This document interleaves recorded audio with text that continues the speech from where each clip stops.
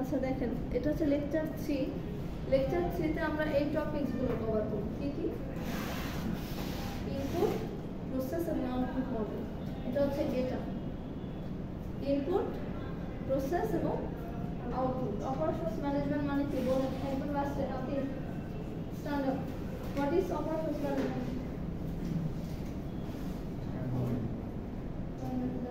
আপনি আপনি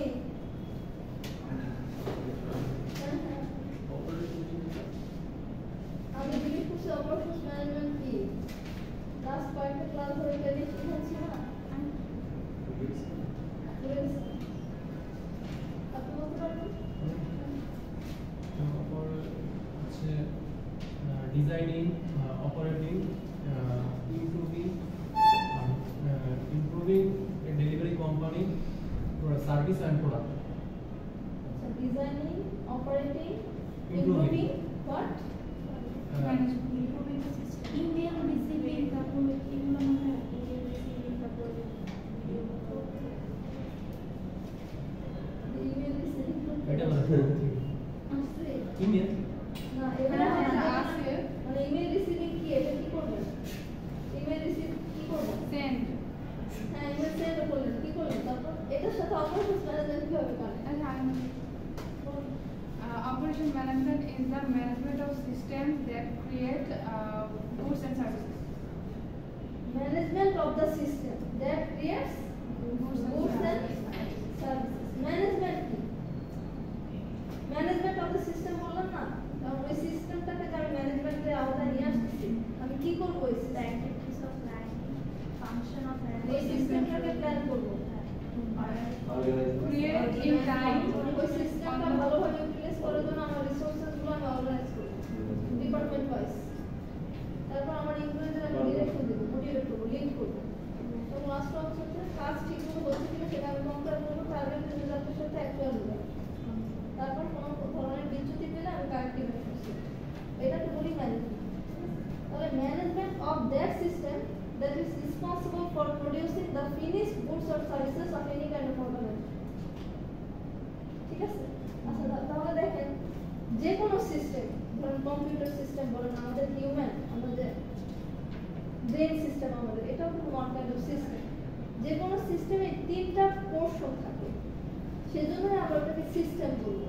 প্রথমটা হচ্ছে ওটাতে ইনপুট থাকতে হবে, ওই সিস্টেমে আপনাকে ইনপুট দিতে হবে। আপনি কম্পিউটারের একটা কাজ তখনই করতে পারবেন যখন ওই কম্পিউটারকে আপনি ডিরেকশন দিবেন, কম্পিউটারকে আপনি ইনস্ট্রাকশন দিবেন, ইনপুট দিবেন, তারপরে কিন্তু সে প্রসেস করবে, আপনাকে একটা আউটপুট বা রেজাল্ট দিবে, রাইট? আমরা হিউম্যান ব্রেন কিভাবে সিস্টেম? কারণ আমরা কিভাবে সিস্টেম বলেন, একটা ছোট বাচ্চা কথা বলতে যে শিখে, ও আগে ইনপুট নেয়। একটা ছোট বাচ্চা যখন কথা বলতে শেখে, প্রথমেই তো ভাষা বোঝে না, ও আগে আমরা কিভাবে কথা বলতেছি ওইটা আগে দেখে অবজার্ভ করে ও কথার টোনগুলো মাথায় নেয়, কিভাবে আমরা উচ্চারণ করছি, আমরা কিভাবে মুখ নাড়াচ্ছি, প্রত্যেকটা জিনিস অবজার্ভ করে আগে ইনপুট নেয়। ইনপুট নেওয়ার পরে তার ব্রেইনে ওটা প্রসেস হওয়ার মাধ্যমে কিন্তু তারপর সে কথা বলতে শেখে এবং আউটপুটটা দেয়। তাহলে যে কোনো সিস্টেমে তিনটা পোর্শন থাকে, একটা কি ইনপুট, প্রসেসিং এবং আউটপুট। দেখেন ইনপুটে আমরা কি কি থাকে, ইনপুটে যে কোনো একটা অর্গানাইজেশনে ইনপুটে আমরা কি কি দেই, ওই অর্গানাইজেশনের সব ধরনের ফ্যাসিলিটিস কিন্তু ওয়ান কাইন্ড অফ ইনপুট, তাই না? ইকুইপমেন্ট, মেশিনারিজ, স্টাফ মানে হিউম্যান রিসোর্সেস বোঝাচ্ছে। স্টাফদের কি? স্টাফদের নলেজ, তাদের এক্সপেরিয়েন্সও কিন্তু ইনপুট হিসাবে আমরা দেই, রাইট? তাদের এক্সপেরিয়েন্স, তাদের নলেজ, ইভেন তাদের ম্যানুয়াল লেবার বলেন বা যারা ম্যানুয়ালি খাটে, মানে তারা কি বলবো লেবার, যারা সত্যিকারের ফিজিক্যাল লেবার যারা, তারা হচ্ছে ম্যানুয়ালি, যেমন যে কি বলবো যে ইট, বালি, সিমেন্ট টানে না, এরা কিন্তু ম্যানুয়াল লেবার। এরা ইনপুট দিচ্ছে তাদের কায়িক শ্রমটা, তাদের শারীরিক শ্রমটা তারা ইনপুট দিচ্ছে। ঠিক একইভাবে ওই অর্গানাইজেশনের ম্যানেজাররা কিন্তু কায়িক শ্রম দিচ্ছে না, সে দিচ্ছে তার কি নলেজ, সে তার নলেজটাকে, তাদেরকে বলা হয় কি হোয়াইট কলার জব, বলে শুনছেন না white collar job order. White collar job এই আমরা যারা হচ্ছে আমরা নলেজ ইনপুট দিই, ঠিক আছে, আমরা কিন্তু শ্রম দিচ্ছি না অর্গানাইজেশনে, আমরা কি দিচ্ছি, আমার নলেজটা দিচ্ছি, আমাদেরকে বলা হয় নলেজ ওয়ার্কার। আর যারা শ্রম দিয়ে বিল্ডিংটা স্ট্রাকচার করছে তারা দিচ্ছে হচ্ছে তাদের ফিজিক্যাল লেবার, ঠিক আছে। তাহলে স্টাফের মধ্যে both knowledge worker and physical labour আর ইনক্লুডেড। কাস্টমার্স, সাপ্লায়ার্স, এখানে কাস্টমার্স আর সাপ্লায়ার্স কেন আসলো ইনপুটে? কোশ্চেন আসতে পারে না? ইনপুটে কাস্টমার্স বা সাপ্লায়ার্স কিভাবে আসে বলতে পারবেন কেউ? এদের ছাড়া তো আউটপুট বের হবে না। এদের ছাড়া আউটপুট বের হবে না, কিভাবে একটু বলেন তো, এক্সপ্লেইন করেন। ফিনিশ গুড তো কাস্টমার জন্য ক্রিয়েট করা। হ্যাঁ, কাস্টমার্সকে আমি কেন ইনপুট হিসেবে ইউজ করতেছি? এটা হচ্ছে এক্সটার্নাল কাস্টমার, রাইট। আপনাদেরকে কাস্টমারের দুইটা টাইপস বলছিলাম, একটা কি ইন্টারনাল, আর একটা হাসতেছেন কেন আপনি মোবাইল দেখে? মেসেজ আসছে? না, আপনার হাসিটা খুব মিষ্টি ছিল, আমি খেয়াল করলাম তো, মানে ভালো, সবাই ভালো থাকে। ক্লাসে এগুলা দেখি না, তাহলে আমি মনোযোগ কোথায় থাকে? মোবাইলটা ক্লাসরুমে ব্যাগের মধ্যে রেখে দেয়। দেখেন, যে কোনো অর্গানাইজেশনে টু টাইপস অফ কাস্টমার্স থাকে, কথা না। একটা কি ইন্টারনাল, একটা হচ্ছে এক্সটার্নাল। ইন্টারনাল কাস্টমার্স কারা? কোম্পানির ভিতরে যারা এক্সটার্নাল। ইন্টারনাল কথার অর্থ কি? ভিতরে। আর এক্সটার্নাল মানে বাইরে। As simple as that.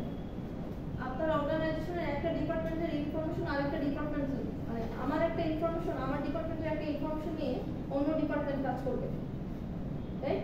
তাহলে আমি হচ্ছে information provider to that department and he is the information receiver. তাহলে আমি এখানে কাজ করতেছি সাপ্লায়ার হিসেবে, ইনফরমেশন সাপ্লায়ার হিসেবে কাজ করতেছি, আর সে কাজ করতেছি কি অ্যাজ অ্যান ইন্টারনাল কাস্টমার হিসেবে কাজ করতেছে। আমার এই ইনফরমেশনটা দেওয়ার পরে সে ওটা নিয়ে কাজ শুরু করবে।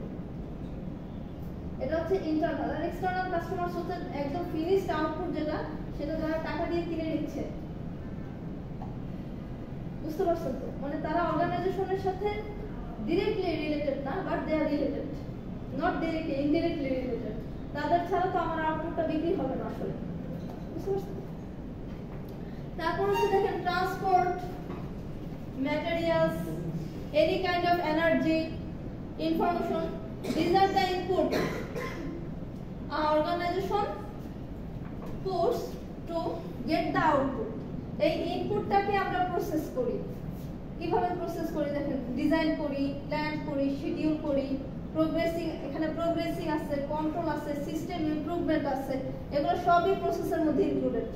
লাস্টে আপনারা তিনজন এই আজকের ক্লাসটা ব্রিফ করবেন, প্রেজেন্টেশন দিবেন, 1 2 আর কেউ আছে, আপনারা দুজন দিবেন আপাতত, ঠিক আছে? এবং লাস্টটা হচ্ছে আউটপুট, আজকে দিবেনই। আমি আপনি না, ওই যে যাদেরকে বললাম, আপনি আর আমি না না না আপনার সামনে, ঠিক আছে? লাস্টটা হচ্ছে কি আউটপুট। আউটপুটে কি পাই আমরা? Finished product or finished service. Customer satisfaction, এটাও কিন্তু ওয়ান কাইন্ড অফ আউটপুট। আপনার কাস্টমাররা যদি স্যাটিসফাইড হয়, তার মানে আপনার আউটপুটটা কি নেগেটিভ না পজিটিভ? পজিটিভ। আর যদি তারা ডিসস্যাটিসফাইড থাকে, এটা আপনার জন্য একটা নেগেটিভ আউটপুট। এখন কেন তারা ডিসস্যাটিসফাই হলো, এই রিজনটা আপনাকে ফাইন্ড আউট করতে হবে। আপনার ইনপুটে কি কোথাও কোনো ম্যাটেরিয়ালস, কোনো ইকুইপমেন্টস, কোনো ধরনের ইনফরমেশন গ্যাপ ছিল কিনা? যদি গ্যাপ না থাকে, তার মানে আপনার প্রসেসিং এ, সিস্টেম ডিজাইনে কোনো গ্যাপ ছিল, বুঝতে পেরেছেন? এটা ফাইন্ড আউট করতে হবে। ফাইন্ড আউট করার পরে কারেক্টিভ অ্যাকশনস নিতে হবে পরবর্তীতে, যাতে এই ধরনের গ্যাপ ক্রিয়েট না হয়, ঠিক আছে? তারপর দেখেন প্রফিটেবিলিটি। আপনার যদি আশানুরূপ প্রফিট আসে, আপনি যে টার্গেট সেট আপ করেছিলেন, তার মানে আপনার পজিটিভ ফিডব্যাক বা পজিটিভ আউটপুট। আর প্রফিটেবিলিটি যদি নেমে যায়, আপনার আউটপুট নেগেটিভ, ঠিক আছে? আর একটা দেখেন এনভায়রনমেন্টাল ইমপ্যাক্ট, ঠিক আছে? আপনার অর্গানাইজেশনের ওই যে আউটপুটটা প্রসেস করার জন্য আপনি যে সিস্টেমটা ইউজ করছেন, ওই সিস্টেমের কারণে অর্গানাইজেশনের আশেপাশের এলাকা বা এনভায়রনমেন্টে কোনো ধরনের পলিউশন ক্রিয়েট হয়েছে কিনা। বিভিন্ন ধরনের যে বুড়িগঙ্গা নদীর পানি এত কালো কেন? শুধু কালোই না, এবং খুব বাজে স্মেল, তাই না? রিজন কি? তাদের কেমিক্যালস গুলা, ঠিক আছে, কেমিক্যালস গুলা, ঠিক আছে, কেমিক্যাল বজ্র পদার্থ যেটা আমরা বলি, ঠিক আছে, কেমিক্যালস গুলো তারা সবকিছু ডাম্প করে নদীর পানিতে, এবং বাই দ্য টাইম আস্তে আস্তে নদীর পানি দূষিত হয়ে যায়, এবং ওই পানিতেই কিন্তু এক ধরনের বিষাক্ত মাছ আছে, কি ফিশ? শাকার। এবং ওই মাছগুলো কি করে, ভালো মাছ যেগুলো যেগুলো আমরা খাই, ওই মাছের পোনাগুলো খেয়ে ফেলে, জানেন কিনা? এবং ওই পানি কিন্তু ধরেন, যেহেতু বুড়িগঙ্গা নদীর পাড়ে কিন্তু আপনার ঢাকা শহরে স্থাপিত, তাই না? ওই পানি কিন্তু কোনো না কোনো ভাবে আপনার আমার কাছে আসবে, এবং তারপরে আপনার ডায়রিয়া হবে, আপনার হচ্ছে হবে, কি বলে থাকে, আরে জ্বর যে ভালো হয় না, রোগটার নাম জানো কি? টাইফয়েড হবে। টাইফয়েড কিন্তু পানি দূষিত, এবং তারপরে কি হবে, আপনি মারা যাবেন। খুব ভাগ্য ভালো থাকলে বেঁচে যাবেন, ঠিক আছে, কিন্তু আপনার কোনো না কোনো অর্গানের একটা ক্ষতি করে দিয়ে যাবে টাইফয়েড, জানেন কি না? টাইফয়েড কোনো না কোনো একটা অর্গানের ক্ষতি করে দিয়ে যাবে। হয় না, আপনি টের পাচ্ছেন না, কথা বলার আগে যে সেট করে ওঠেন না, এটা না, আপনাকে বলতেছি না, জানি এটা হয়, বুঝছেন? মানে টাইফয়েড আমার মনে হচ্ছে আমার কোনো ক্ষতি হয় নাই, কিন্তু আমার ব্রেনে একটা এফেক্ট করছে, আমি এখন নরমাল কথা নরমালি নিতে পারি না, বুঝছেন? এটা একটা মেন্টাল ট্রমা। যাই হোক, এখন তো আমাদের পেশেন্স অনেক কম না সবার, রিজন কি? Not only typhoid but also all types of diseases and including the social media.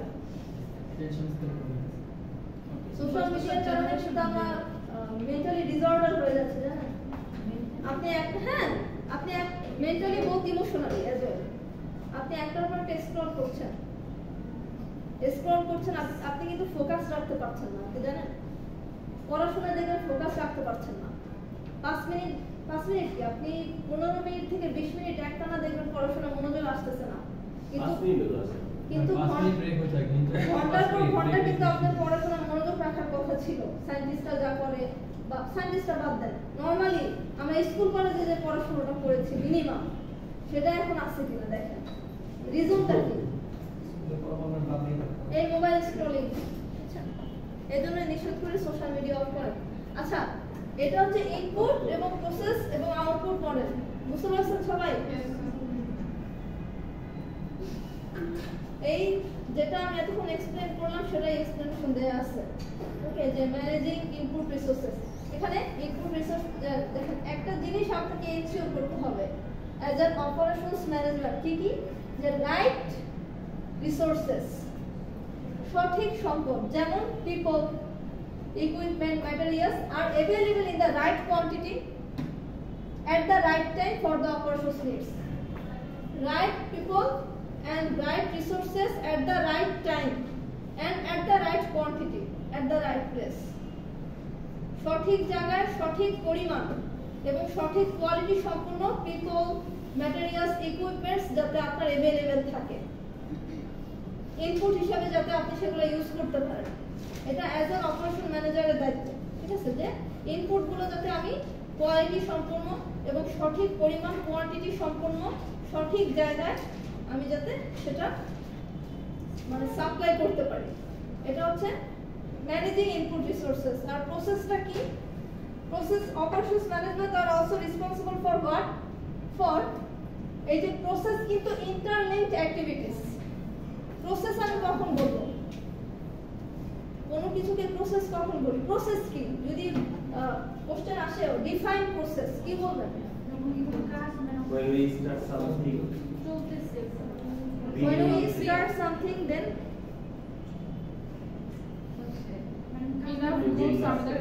sequence of activities বলতে পারি না? Sequence of activities which are interlinked to each other. আপনি এখান থেকে ইউনিভার্সিটিতে আসবেন, সেজন্য ঘুম থেকে ওঠা, নাস্তা করা, আপনার একটা প্ল্যান সেট আপ করা, ট্রান্সপোর্টেশন রেডি করা, আসা, প্রত্যেকটা কিন্তু একটা একটার সাথে রিলেটেড। আপনি একটা না করলে পরের স্টেপে যেতে পারবেন না। তাহলে sequence of interlinked activities that are responsible for meet a goal or output, ঠিক আছে? তার মানে এই প্রসেসটাকে আপনার ডিফাইন করা যায় a series of interlinked activities that consume resources to meet a goal or output. তারপরটা কি? Managing output. এখন দেখেন operations functions is also responsible for meeting the customer needs. এখানে কাস্টমার নিডস বলতে হচ্ছে কাস্টমারদের ডিমান্ড আর কি, তারা কি চাচ্ছে আপনার অর্গানাইজেশনে, মানে আপনার প্রোডাক্ট বা সার্ভিস থেকে তারা আসলে কি চাচ্ছে, ঠিক আছে? By delivering the required qualityful products or services, the effectiveness and efficiency. বলছিলাম আপনাদের ইফেক্টিভনেস আর এফিশিয়েন্সি কি, how much resource is needed, and this feeds straight through unit cost where element profitability। এখানে বোঝাতে হচ্ছে আপনাদের ইউনিট কস্ট মানে কি বলতো, পার ইউনিট কস্ট আর কি। যেমন ধরেন এক কার্টন বিস্কিট আছে, প্রত্যেক প্যাকেট বিস্কুটের দাম কত, বা প্রত্যেক ক্যান কি বলবো জুসের দাম কত, ইউনিট কস্টটার উপর ডিপেন্ড করে যে আপনার আসলে প্রফিটেবিলিটিটা মেইনটেইন হবে কিনা, বুঝতে পেরেছেন? এবং ওই ইউনিট কস্টটা ওই প্রোডাক্টের আপনি যে ইনপুট দিয়েছেন রিসোর্স, সেটা ছাপিয়েও আপনার প্রফিটটা আছে কিনা, এবং সেটা কাস্টমারদের ডিমান্ড এবং কাস্টমারদের অ্যাফোর্ডেবিলিটির মধ্যে আছে কিনা আপনার ওই প্রোডাক্টের প্রাইসটা। কিছু কিছু প্রোডাক্ট আছে দেখেন আমরা কিন্তু অ্যাফোর্ড করতে পারি না, আছে না?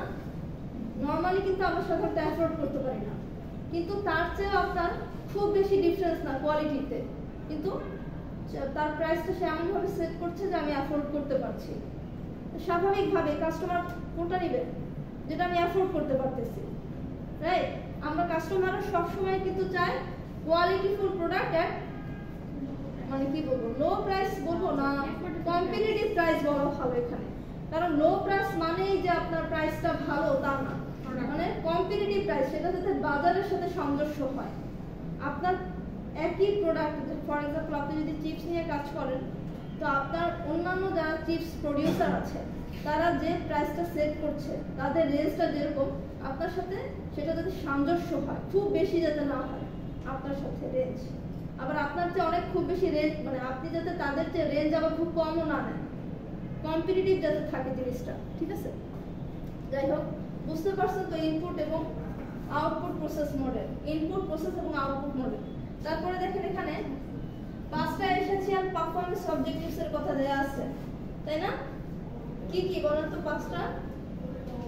Quality, dependability, flexibility and cost. এখন দেখেন কোয়ালিটি যেটা, এটা হচ্ছে বিং রাইট। সব সময় আপনার প্রোডাক্টের কোয়ালিটি বা সার্ভিসটা যাতে রাইট হয়, সঠিক হয়, কাস্টমারদের ডিমান্ডের সাথে যাতে সেটা ম্যাচ করে। তারপরটা হচ্ছে কি স্পিড। আপনি একটা প্রোডাক্ট অর্ডার করলেন, সেটার আপনার কি বলবো দারাজের কথাই বলি, দারাজে আপনি একটা প্রোডাক্ট অর্ডার করলেন, তারা প্রোডাক্টটা নিল, প্রোডাক্টটা প্রসেস করলো, তারপর আপনার কাছে হাতে এসে পৌঁছতে 10 দিন সময় তারা নিয়ে নিল। আপনি নেক্সট টাইম কোনো প্রোডাক্ট অর্ডার করার আগে ভাববেন যে আসলে 10 দিনের মধ্যে তো আমি গিয়ে কিনে নিয়ে আসতে পারতাম, আমার তো তাহলে আর অনলাইনে অর্ডার করার দরকার ছিল না। 10 দিনে আপনার হয়তো প্রোডাক্টের প্রয়োজনও চলে গেছে, আসলে ইমার্জেন্সি প্রোডাক্ট, কোনো মেডিসিন বা ইমার্জেন্সি কোনো ইনস্ট্রুমেন্ট আপনি অর্ডার করলেন, আপনার 10 দিন পরের প্রোডাক্ট আপনার সেটার উপযোগিতা নাও থাকতে পারে। তারপরটা কি যে এটাকে বলা হচ্ছে বিং ফাস্ট। তারপর হচ্ছে ডিপেন্ডেবিলিটি, বিং অন টাইম। ডিপেন্ডেবিলিটি বোঝাতে হচ্ছে আপনার প্রোডাক্টের উপর কাস্টমাররা যাতে রিলাই করতে পারে, মানে এই প্রোডাক্টের কোয়ালিটি নিয়ে বা আপনার প্রোডাক্টটা ঠিকমতো পৌঁছাবে এই ধরনের কোনো সন্দেহ বা হেজিটেশন যাতে কাস্টমারদের না থাকে। আপনি কাস্টমারদের ট্রাস্টটা তখনই অর্জন করতে পারবেন যখন কাস্টমাররা আপনার প্রোডাক্ট নিঃসন্দেহে অর্ডার প্লেস করতে পারবে। Dependability, they can depend on your products to meet their requirements, ঠিক আছে? তারপরটা হচ্ছে ফ্লেক্সিবিলিটি। ফ্লেক্সিবিলিটি বোঝাচ্ছে হচ্ছে আপনার প্রোডাক্ট বা সার্ভিসের ফিচারগুলো যুগের সাথে তাল মিলিয়ে যাতে চেঞ্জেবল হয়, যেটা নোকিয়া পারে নাই, তাই না? নোকিয়া পারছে? পারে নাই। নোকিয়া কিন্তু একমাত্র প্রোডাক্ট ছিল তখন, একটা সময় নোকিয়াই ছিল সবার হাতে হাতে, কিন্তু ওরা কিন্তু অ্যান্ড্রয়েডের মার্কেটটার সাথে ওরা কি করতে পারে নাই, অ্যাডাপ্ট করতে পারে নাই। সেটা অনুযায়ী তাদের মানে মোবাইল ফোনের সেটে তারা চেঞ্জ আনতে পারে নাই। দ্যাটস ওয়াই কিন্তু তারা মার্কেট থেকে ইনোভেশন আনতে হবে। ওই তো দ্যাটস ওয়াই তারা মার্কেট থেকে, বুঝতে পেরেছেন? এই জন্য আপনার প্রোডাক্ট বা সার্ভিস বা আপনার কোম্পানি রুলস রেগুলেশন যাতে ফ্লেক্সিবল হয়, যুগের সাথে বলেন, কাস্টমারদের নিডের সাথে বলেন, তাদের ডিমান্ডের সাথে যেটা যাতে আপনি চেঞ্জ করতে পারেন, অ্যাডাপ্ট করতে পারেন, ঠিক আছে? এটা আমাদের নিজেদের ক্ষেত্রে প্রযোজ্য, ঠিক আছে? আমরা আমাদের নিজেদের লাইফে আমাদের চিন্তা ভাবনা, আচার আচরণ, বিহেভিয়ার, যেটা বললাম আপনাদের প্রথমে ক্লাসে এসে বলছেন অ্যাডজাস্টমেন্ট, আপনি যদি অ্যাডজাস্ট করতে না পারেন তাহলে আপনার জন্যই বিপদ। পরেরটা কি? কস্ট। এটা হচ্ছে being productive and at the same time being profitable. এমন একটা কস্ট, এমন একটা মানে প্রাইস সেট করতে হবে যেটা আপনার কস্টটাকে কভার করে আপনার প্রফিটটাও এনশিওর করে, এবং সেটা যাতে আপনার কাস্টমারদের জন্য কম্পিটিটিভও হয়। তিনটাই কিন্তু আপনাকে এনশিওর করতে হবে। আপনার অর্গানাইজেশন অবশ্যই প্রফিটের জন্য আপনি রান করেন, রাইট? যে কোনো বিজনেস অর্গানাইজেশনের জন্য এত বাইরে যাওয়ার প্রয়োজন পড়তেছে কেন আপনাদের? সবাই 3-4 জন বাইরে চলে যাচ্ছেন, বলেন তো আমাকে। পজ করি একটু ভিডিও। আচ্ছা, বুঝতে পেরেছেন এই কাজটা? These are the 5 essential performance objectives and these can provide competitive advantage. What is competitive advantage? ঘুমায় গেছে? কি হয়েছে বলেন? না ম্যাম, ব্রেক দিছিলেন না, তাই এটা বুঝলাম। কি করতেছে? competitive advantage কি? শুনি নাই ম্যাম। আমি তো বলিও নাই। আমি জিজ্ঞেস করছি competitive advantage কি, জানেন কি? কেউ জানেন না? Nobody? মানে কম্পিটিশনের ক্ষেত্রে অনেক সময় আমাদের যে অপোজিট যে টিম বা হচ্ছে কোম্পানি বা রাইভাল ফার্ম, হ্যাঁ, তারা টাইমলি হচ্ছে ওই কাজটা হয়তো করতে পারে না, বা হচ্ছে মানে জিনিস মানে তাদের প্রোডাক্ট অর হ্যাঁ নষ্ট বা হচ্ছে কোনো কারণে তাদের প্রোডাক্ট সাপোজ বেশি ডিফেক্ট পাওয়া যায়, সেটা আপনার ক্ষেত্রে কম্পিটিটিভ অ্যাডভান্টেজ কখন হবে? কারণ যদি কোম্পানির হচ্ছে জিনিসপত্র মানে কি বলে অ্যাসেট সেম হয়, জিনিসটা হচ্ছে এর থেকেও বেটার অ্যাসেট সেম হয় মিন্স মানে প্রোডাক্টটা হচ্ছে মানে ধরেন আপনিও জুস প্রোডিউস করছেন, আপনার রাইভাল ফার্ম সেটাই হবে যারা অন্য জুস প্রোডিউস করতেছে, তাই না? একই রকম জুস তারা প্রোডিউস করছে। যেমন প্রাণ আর সিজনের কথা বলি, দুজনেই জুস মেকিং কোম্পানি, রাইট? তাহলে একজন আরেকজনের কম্পিটিটর। এখন ধরেন সিজনের ডিফেক্টিভ প্রোডাক্টের সংখ্যা বেশি, বা ওদের জুসে আপনার মানে ফল্ট আছে, বা ওদের জুস নষ্ট হয়ে যায়, ওদের জুসের টেক্সচার ভালো না, এটা আপনার জন্য কম্পিটিটিভ অ্যাডভান্টেজ কিভাবে? আপনার কথাটাই আমি বললাম। আপনি কিছু বলতে চাচ্ছেন? ম্যাম, এখানে বিকল্প কিছু ইয়া করা ইমপ্লিমেন্ট করা, লাইক হচ্ছে যেহেতু ওদের প্রোডাক্ট ভালো না, তো এখানে আমি হ্যাঁ, ধরেন মার্কেটে এরকম একটা মানে কাস্টমারদের কাছে আমাদের এরকম কাস্টমাররা কিন্তু খুব দ্রুত মেসেজ আপনারই করে যে এই কোম্পানির প্রোডাক্ট ভালো না, আমরা কিন্তু জেনে যাই। আর এখন সোশ্যাল মিডিয়ার যুগে এটা আরো বেশি র্যাপিডলি স্প্রেড হয়। অ্যাডভান্টেজটা বলতে যে ওদের যে গ্যাপটা, সেখানে আমার কিছু প্রোডাক্ট লঞ্চ করা, লাইক ওদের যে গ্যাপটা সেটাতে আমি ফিল আপ করতে পারবো, মার্কেটে ধরে রাখা, রাইট? মানে ধরেন ওদের এই ডিফেক্টিভ প্রোডাক্টের যে একটা রিউমার বলেন বা একটা মেসেজ যে কাস্টমারদের কাছে চলে গেছে, আমি যদি ওইটা আমার মানে প্রোডাক্ট না করি, আমার যদি ডিফেক্টের সংখ্যা 0 করতে পারি, তাহলে কিন্তু আমার নামে একটা সুনাম ক্রিয়েট হয়ে যাচ্ছে অর্গানাইজেশনে। যেমন বাটার প্রোডাক্ট, অনেকে বলে যে বাটার প্রোডাক্ট ভালো না, ওইটার জায়গাটা ফিল আপ করছে কিন্তু অ্যাপেক্স, তাহলে কিন্তু হ্যাঁ তাও চলে। কারণ কি? Brand value. এবং তারা কিন্তু কন্টিনিউয়াসলি তাদের এই প্রোডাক্টে ইমপ্রুভমেন্ট নিয়ে কাজ করছে আফটার দ্য কাস্টমার রিভিউ। বিকাশ আর নগদ যেটার ভিতরে বর্তমান চলছে। এখন বিকাশ যে কাজটা করছে, দেখেন বিকাশ যে কাজটা করছে বাংলাদেশের প্রত্যন্ত সব অঞ্চলগুলো, আমি ঢাকা শহরের কথা বলবো না, কারণ ঢাকা শহরে আমরা মোটামুটি কম বেশি সবকিছু জানি, কিন্তু প্রত্যন্ত অঞ্চলগুলোতে এডুকেশন রেট এত হাই না, বা প্রত্যন্ত অঞ্চলগুলোতে সবাই মোবাইল পরিচালনা পারদর্শীও না। এই প্রত্যন্ত অঞ্চলগুলোতেও কিন্তু বিকাশ চলে গেছে, যেটা নগদের যেতে সময় লাগবে এবং পরিচিত হতেও সময় লাগবে। তাহলে এই অ্যাডভান্টেজটা কিন্তু বিকাশ পেয়েছে। এটাকে বলা হয় কম্পিটিটিভ অ্যাডভান্টেজ, যে আপনি আপনার রাইভাল কোম্পানি থেকে কোন বিষয়টাতে এগিয়ে আসছেন আপনার কাস্টমারদের স্যাটিসফ্যাকশনের ক্ষেত্রে। ফর এক্সাম্পল যেটা বললাম, একই প্রোডাক্ট, একই কোয়ালিটি সম্পন্ন প্রোডাক্ট যদি আপনি কম প্রাইসে দিতে পারেন আপনার কাস্টমারদের, এখানে আপনি একটা কম্পিটিটিভ অ্যাডভান্টেজ পেয়ে গেলেন। আপনার কাস্টমার কিন্তু আপনার প্রোডাক্টটাই সিলেক্ট করবেন। আমি একই কোয়ালিটি সম্পন্ন প্রোডাক্ট কেন বেশি দামে কিনবো, অ্যাজ সিম্পল অ্যাজ দ্যাট। ঠিক আছে, এটাকে কম্পিটিটিভ অ্যাডভান্টেজ। এই পাঁচটা এসেনশিয়াল পারফরম্যান্স অবজেক্টিভসটা যদি আপনি মেইনটেইন করতে পারেন, এটা আপনাকে আপনার কম্পিটিটর বা রাইভাল কোম্পানির চেয়ে আপনাকে কম্পিটিটিভ অ্যাডভান্টেজ বেশি দেবে। বুঝতে পেরেছেন? এই কম্পিটিটিভ অ্যাডভান্টেজ বিভিন্ন ক্ষেত্রে হতে পারে, প্রাইসের ক্ষেত্রে হতে পারে, কোয়ালিটির ক্ষেত্রে হতে পারে, টাইমিং এর ক্ষেত্রে হতে পারে, ফ্লেক্সিবিলিটির ক্ষেত্রে হতে পারে। বুঝতে পেরেছেন? কথা বলেন। Yes, ma'am. কি হয়েছে আপনাদের? আমি তো আপনাদের বিসিতেও ক্লাস নেই, আপনারা এমন কেন সেকশনে? আমি তো আপনাদের কাছ থেকে আরো বেশি ফিডব্যাক আশা করি। আপনারা এত তেনায়, আমি খেয়াল করছি, এটা আপনাদের সাথে আমার 6 নম্বর ক্লাস না। আমরা হচ্ছে ব্রেইনস্টর্মিং অনেক বেশি পারদর্শী তো। হ্যাঁ, আলহামদুলিল্লাহ ব্রেইনস্টর্মিং এ পারদর্শী। এটাতে পারদর্শী হলে কি ক্লাসে একদম ড্রেইন হয়ে যেতে হবে নাকি? আপনাদের ক্লাসে যখনই আসি আমার মনে হয় আপনারা অনেক ড্রেইন মানে কি জানেন তো? মানে আপনারা এর আগে 5-6টা ক্লাস করছেন, কোনো energy left, there is no energy left for participating in this class. Is that the reason? আমাকে খুলে বলতে হবে তো যে প্রবলেমটা কি। এরকমই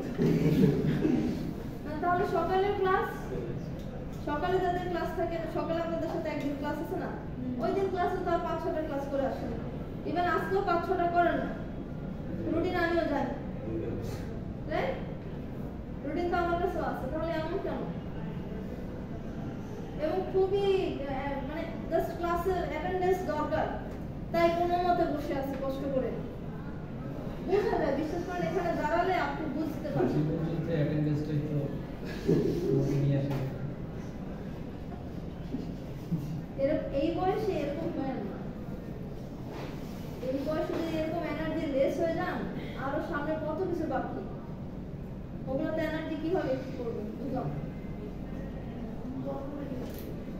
জেনারেটর সমস্যা।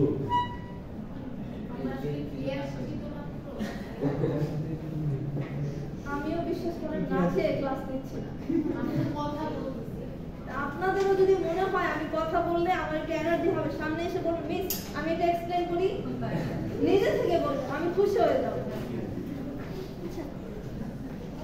যাই হোক, কোয়ালিটি, স্পিড, ডিপেন্ডেবিলিটি, ফ্লেক্সিবিলিটি আর কস্ট বলছি না? কস্টেরটা কি দেখেন, delivering output at minimum cost. Delivering output at minimum cost, company needs to be both productive and efficient. আপনি বলেন দাঁড়ান, efficient মানে কি? হ্যাঁ বলেন প্লিজ। আমি কখন বলবো আপনি efficient? What's your name? সুনেরা। আপনাকে একজন efficient স্টুডেন্ট আমি কখন বলবো? আচ্ছা স্টুডেন্ট বাদ দেন, একজন ইফিশিয়েন্ট ফর এক্সাম্পল আপনাকে একটা অর্গানাইজেশনে ধরেন একটা ইভেন্ট ম্যানেজমেন্টের দায়িত্ব আমি আপনাকে দিলাম। কোনো ইভেন্ট ফর এক্সাম্পল এই রুমটাকে আপনি ডেকোরেট করবেন, একটা রিসেপশন হবে, আপনি ডেকোরেট করবেন। ওই কাজটাই মানে কিভাবে করলে আমি বলবো যে আপনি একজন ইফিশিয়েন্ট এমপ্লয়ির মতো কাজ করেছেন?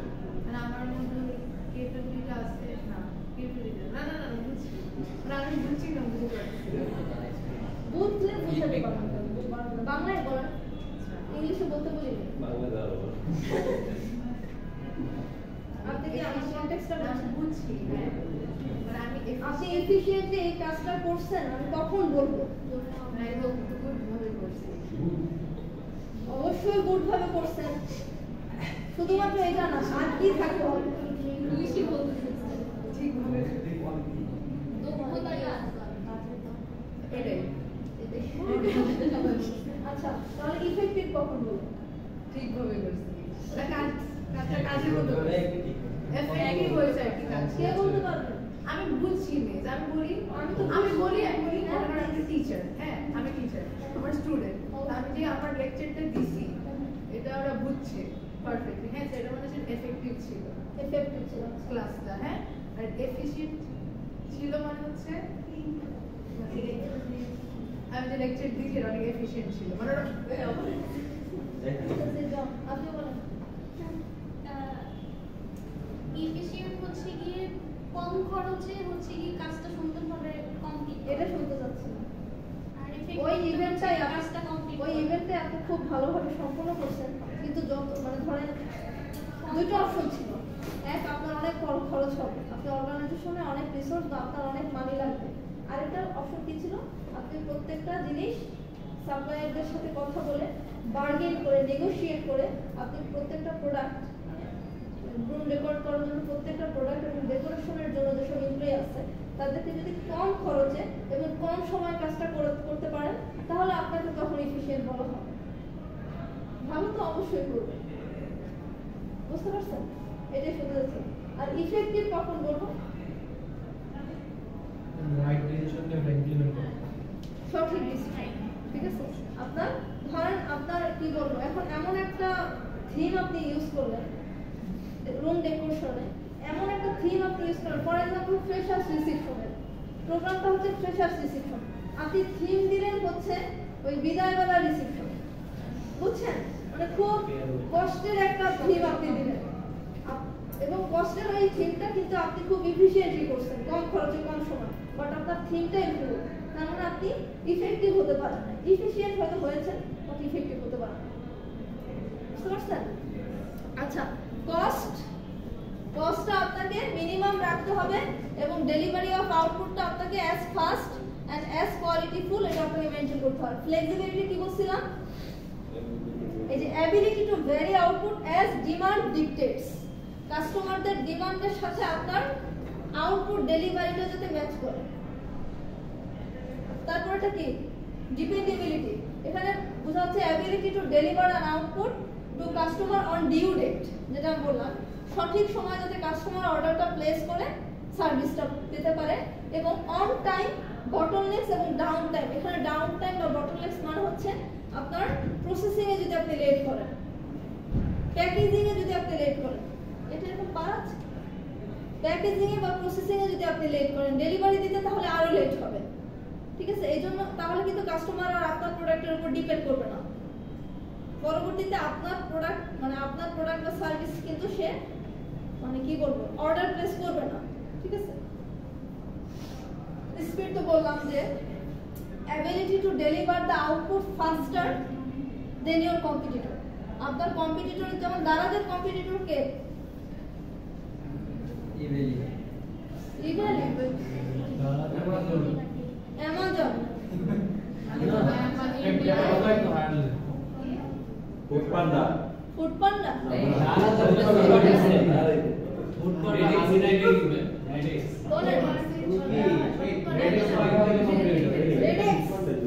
আলিবাবা আলিবাবা,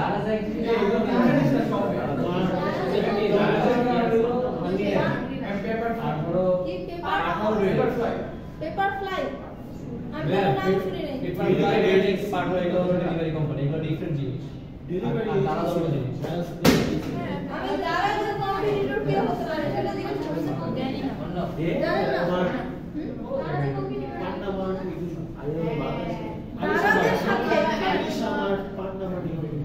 দারাজের সাথে মানে কি বলবো মানে পায়ে পা মিলিয়ে পায়ে পাড়া দিয়ে বললে ভালো হতো।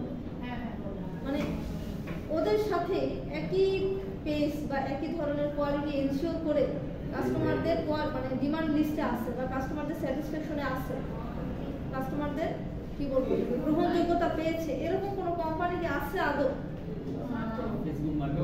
মনে হয় দারার যেভাবে ক্যাপচার করছে যে বিকাশের কথা যেটা বললেন, বিকাশের সাথে নগদ, হ্যাঁ একই প্রোডাক্ট বা বিকাশের ওই পেজ নগদের ধরতে সময় লাগবে, যেটা গ্রামীণ ফোন করছে, চিন্তা করে দেখেন, সিমের কথা চিন্তা করেন, গ্রামীণ ফোন সিম 1 মিনিটে 30 টাকা কাটতো, মনে আছে একটা সময়? শুধুমাত্র গ্রামীণ ফোন সিম, অনেক আগে, মানে তখন অন্য কোনো সিম কিন্তু আসে না। আরেকটা ছিল সিটিসেল, কিন্তু তারপরও গ্রামীণ ফোনের নেটওয়ার্কের যে অ্যাবিলিটিটা ওটা সিটিসেল সেটা করতে পারে না। আচ্ছা, যেটা বললাম being quick in operations and better capacity utilization, তার উপরেটা হচ্ছে কোয়ালিটি। ওই যেটা বললাম, আপনার কোয়ালিটি যাতে আপনার কম্পিটিটরের চেয়ে বেশি ভালো হয়, এটাই আপনার চেষ্টা থাকবে। These are the 5 essential performance objectives. যদি আসে পরীক্ষায় পারবেন তো? কথা বলেন। এই যে দেখেন, এই দেখেন কথা না, doing things right give you quality advantage, doing things fast give you speed advantage, doing things on time give you dependability advantage, changing what you gives is a flexibility advantage, এবং লাস্টটা হচ্ছে doing things cheaply gives you a cost advantage. বুঝতে পারছেন?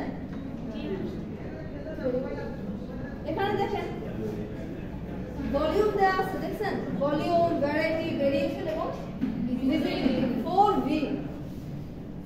একটা হচ্ছে volume, variety, variation, আর একটা হচ্ছে visibility. যখন আপনার প্রোডাক্টের ভলিউম অনেক বেশি, এখানে ভলিউম মানে আপনি এট এ টাইম কত প্রোডাক্ট উৎপাদন করছেন, এট এ টাইম কত প্রোডাক্ট বা সার্ভিস আপনি ডেলিভার দিচ্ছেন। এখন ভলিউম যদি অনেক মানে লো হয়, ফর এক্সাম্পল কিছু প্রোডাক্ট, ডিজাইনার প্রোডাক্টের কথাই যদি আমি বলি, ডিজাইনার প্রোডাক্ট কিন্তু এট এ টাইম কিন্তু অনেকগুলো মানে করা যায় না, জানেন তো? কারণ এক একটা প্রোডাক্টের ডিজাইন এক এক রকম, বা এক একজন কাস্টমার, আপনি টেইলরিং এর কথা চিন্তা করেন, যারা জামা বানায় তারা কিন্তু স্ট্যান্ডার্ড কোনো মাপ মেজারমেন্ট ইউজ করে না, রাইট? কথা বলেন। Yes, ma'am. কিন্তু আপনি ইউরোতে যান বা আপনার যে কোনো ব্র্যান্ড শপে যান, ওদের কিন্তু একটা স্ট্যান্ডার্ড মেজারমেন্ট থাকে, এবং ওই মেজারমেন্ট অনুযায়ী ওরা ধরেন একসাথে 500 ইউনিট প্রোডাক্ট ওরা প্রডিউস করে ফেললো। কিন্তু আপনি যদি টেইলরিং এ যান, আপনার মাপ অনুযায়ী কিন্তু সে আপনার প্রোডাক্টটা কাস্টমাইজ করবে, তাই না? এখন যদি ভলিউম লো হয় তাহলে কি হয় দেখেন, ইউনিট কস্ট কিন্তু অনেক বেড়ে যায়। ট্যুরের কথা চিন্তা করেন, আমরা ট্যুরে যাই না, আপনারা যান না ট্যুরে, ফ্রেন্ডরা মিলে সবাই অনেকে যদি হয়, ধরেন একসাথে 15 জন যদি যান, তাহলে কিন্তু per unit cost, per person cost কিন্তু কমে যাবে। আর যদি 15 জনের জায়গায় 5 জন যান, পার পারসন কস্ট বেড়ে যায়। কারণ কি, কস্টটা কিন্তু সেগ্রেগেটেড হয়ে যায় ইন্ডিভিজুয়াল পারসনদের মধ্যে। 500 টাকায় আপনার 15 জনের মধ্যে ভাগ হচ্ছে, আবার 500 টাকায় 5 জনের মধ্যে ভাগ হচ্ছে। বুঝতে পারছেন? তাহলে ভলিউম যদি লো হয় তার মানে ইউনিট কস্ট বেশি, সিস্টেমাইজেশন কম, মাল্টি স্কিলিং বেশি দরকার পড়ে, এবং রিপিট কম হয়।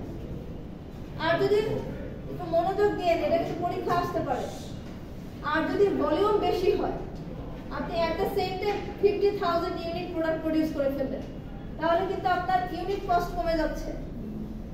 তারপর আপনার ক্যাপিটাল ইন্টেনসিভ, মানে অনেক বেশি ক্যাপিটাল কিন্তু আপনাকে এখানে ইনভেস্ট করতে হচ্ছে। তারপর স্পেশালাইজেশনও কিন্তু আছে, এবং পরেরটা হচ্ছে রিপিটেবিলিটি কিন্তু অনেক বেশি হয়, কারণ আপনি একই মেজারমেন্ট ইউজ করছেন বারবার। বুঝতে পারছেন? তারপরটা কি,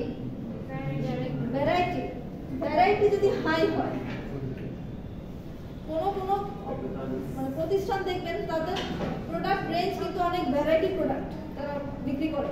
যদি ভ্যারাইটি প্রোডাক্ট অনেক হাই হয়, সেক্ষেত্রে কিন্তু ওই সিস্টেমটা ফ্লেক্সিবল হয়, কারণ অনেক ধরনের বৈচিত্র্য আসে, টেক্সচার ভিন্ন হয়, কালার ভিন্ন হয়, ডিজাইন ভিন্ন হয়, লেআউট ভিন্ন হয়, ঠিক আছে?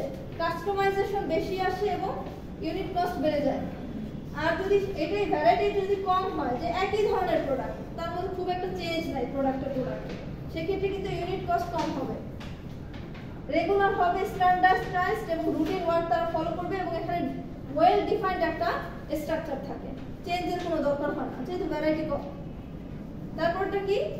Variation and demand. যদি ডিমান্ডের ভেরিয়েশন অনেক হাই হয়, ঠিক আছে, তাহলেও কিন্তু আপনার cost of product, unit cost product কিন্তু বেড়ে যায়। যেমন কিছু কিছু প্রোডাক্টের দেখবেন এই হচ্ছে আপনার ডিমান্ড কমে গেল। স্বর্ণের কথা বলি, স্বর্ণের দাম দেখবেন 2 দিন পর পর বাড়ে, কমে, বাড়ে।